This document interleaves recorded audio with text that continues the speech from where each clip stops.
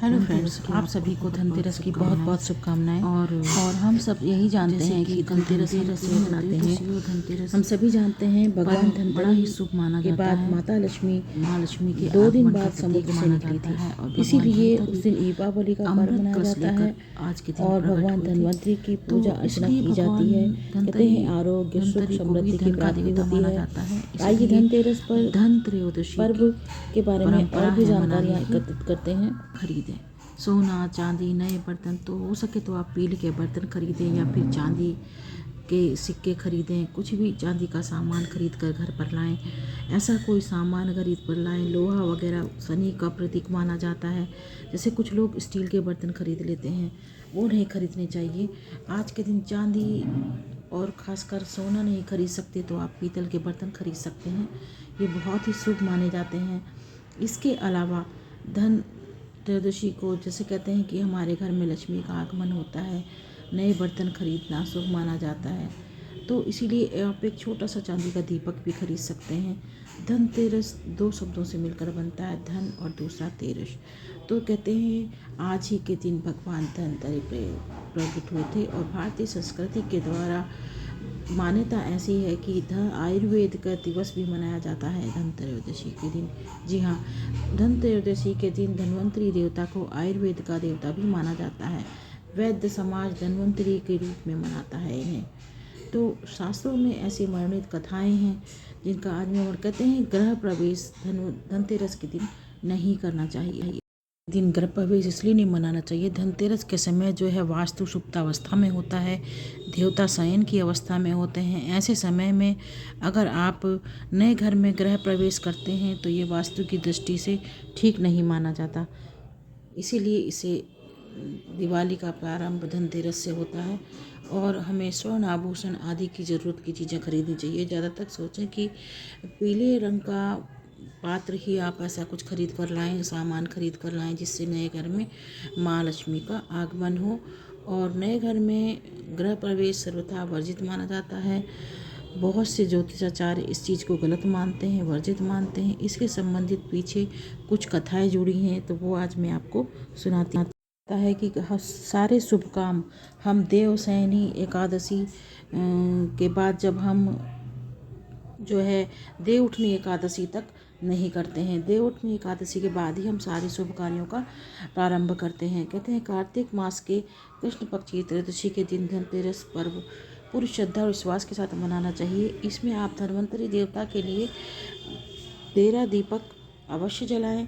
कुबेर देवता की पूजा करें। कुबेर देवता और धन्वंतरी देवता के जन्म के पीछे जो कहानी प्रचलित है वो भी भगवान नारायण का अवतार माने जाते हैं, इसलिए धन के देवता माने जाते हैं। और लक्ष्मी जी क्यों नहीं मनाया जाता प्रवेश इन दिनों, क्योंकि देवता शयन अवस्था में रहते हैं। तो एक बार की बात है कि भगवान नारायण मृत्यु लोक में विचरण करने के लिए आ रहे थे, तो उन्होंने विचरण करने आ रहे थे तब भगवान ने लक्ष्मी जी से कहा कि आप उनके साथ चलने का आग्रह किया, तब वो चल पड़ी। तब विष्णु जी ने कहा कि जो बात मैं कहूँ तुम वैसा ही मानो, अगर तुम ऐसा नहीं मानती तो ये बहुत बड़ी भूल होगी। तुम्हें भूमंडल पर आ तो गई हैं माता लक्ष्मी, लेकिन माता लक्ष्मी को भूमंडल पर उनके पीछे आने की मना है। जी हाँ, भगवान विष्णु ने लक्ष्मी जी से कहा कि जब तक मैं ना आऊँ तुम यहीं ठहरो, मैं दक्षिण दिशा की ओर जा रहा हूँ, तुम इधर मत आना। तब माता लक्ष्मी ने में कौतूहल हुआ और उन्होंने उनकी बात नहीं मानी और दक्षिण दिशा में जहाँ नारायण भगवान बैठ रहे थे उनका पीछा करने लगी। भगवान ने मना किया, तब भी लक्ष्मी जी से रहा नहीं गया। जैसे ही भगवान आगे बढ़े, लक्ष्मी जी उनके पीछे पीछे चल पड़ी। कुछ ही आगे बढ़ी तो उन्होंने सरसों के खेत देखे जिनमें फूल लगे हुए थे। उन्होंने सुंदर फूलों को तोड़कर मंत्रमुग्ध हो गई और अपने बालों में सज्जित कर लिया। और थोड़ी दूर चली तो किसान के गन्ने के पेड़ देखे तो गन्ना तोड़कर चूसने लगी। जब भगवान नारायण तो समझ गए कि अब ये मानने वाली नहीं है, तो उसी क्षण भगवान नारायण आए और देवी लक्ष्मी जी से नाराज होकर उन्हें शाप दिया कि मैंने तुम्हें इधर आने से मना किया था पर तुम नहीं मानी। कि चोरी का अपराध आप कर बैठी हैं। अब तुम इस अपराध को जुर्म के समान किसान को 12 वर्ष तक सेवा करो। ऐसा कहकर भगवान ने उन्हें छोड़कर क्षीर सागर चले गए। तब लक्ष्मी जी उस गरीब किसान के घर में रहने लगी। और एक दिन लक्ष्मी जी ने उस किसान की पत्नी से कहा, तुम स्नान कर पहले मेरी बनाई गई इस देवी लक्ष्मी का पूजन करो, इसके बाद ही तुम रसोई बनाना, तब तुम जो मांगोगी वो मिलेगा। किसान की पत्नी ने ऐसा ही किया। माँ लक्ष्मी की कृपा हुई और अन्न धन रत्न स्वर्ण आदि इत्यादि से धन धान्य से परिपूर्ण हो गया वो किसान। तब एक दिन लक्ष्मी जी उस किसान की पत्नी से कहा कि तुम स्नान करके पहले, तो इसी प्रकार वो सेवा करती रही, पूजन करती रही और उसके घर में धन धान्य से भर गया। संपूर्ण जेवरत रत्न, ऐसा कोई रत्न नहीं था जो उसके घर में नहीं था।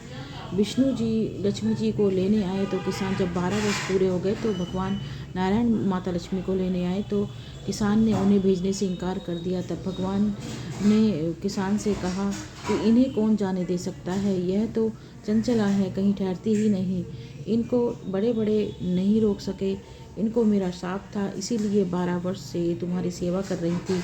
तुम्हारी 12 वर्ष की सेवा का समय पूरा हो चुका है। किसान हठपूर्वक बोला कि नहीं, अब मैं लक्ष्मी जी को नहीं जाने दूंगा।